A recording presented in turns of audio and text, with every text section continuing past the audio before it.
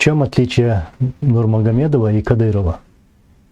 Я не буду говорить в общем о спорте или о своем отношении к боям без правил и о спортсменах. У нас у всех таких спортсменов всегда было достаточно. Но тема сейчас о другом. Я всегда относился с большим уважением к таким людям, которые добивались своих целей и успехов своим же трудом. Без разницы, к какому народу или религии относится человек.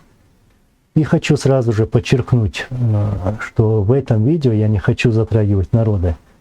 Ни свой, ни другие братские народы.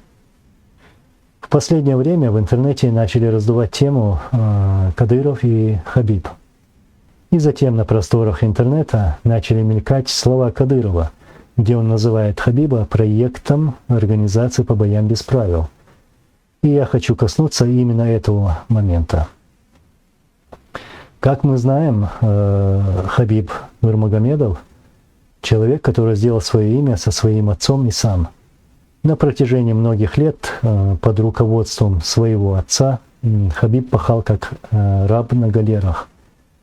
Хабиб трудился, Хабиб изматывал себя в многочисленных поединках, на ковре, в различных спортзалах. Вот. Он и его отец ковали характер и мужество для достижения цели. И я могу сказать, что это один из лучших дуэтов отца и сына.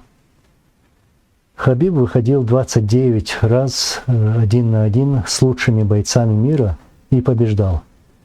Это были бои 1 на 1, что соответствует нашей кавказской ментальности и вековым традициям. Я думаю, не каждому дано так выходить 1 на 1, и думаю, что не каждый решится на это. И скупые слезы Хабиба по случаю смерти отца я считаю слезами мужчины. Очень молодым ушел из жизни его отец, ему было 57 лет. Да помилует его Аллах. Да, Хабиб — это проект, но проект отца и сына Нурмагомедовых. Таких примеров много у чеченцев, ингушей, черкесов, грузин, всех кавказцев и других народов. Когда человек становился спортсменом и становился своим трудом и стараниями. И пытаясь оскорбить Хабиба, говоря, что он чей-то проект, Кадыров оскорбляет этим себя. В связи с этим я хочу перефразировать Шамиля Басаева. Стоящий по уши в проблемах Кадыров, Шамиль говорил про санкции Госдепартамента США, признавшего Кадырова садистом и убийцей, что Кадыров пытается затащить туда же и остальных, то есть Хабиба. Видно, что не так уж хороши дела у кадыровской комарильи, которым понадобился кусочек рейтинга Хабиба. Вот. «Я заплачу любые деньги», — гнусавит Кадыров. «Мы порвем любого», — вторит его шакалья стая. Вот буквально недавно нашли бедолагу и заставили под страхом смерти извиниться. Там был пацан, ему было 15 лет, который написал комментарий под видеоэфиром Кадырова. Этого 15-летнего парня нашли и под угрозами заставили родственников извиниться. Я думаю, вы слышали про этот случай. И еще Кадыров угрожал этому 15-летнему парню, говоря: «Ты ночами не будешь спать, будешь сейчас завещание делать.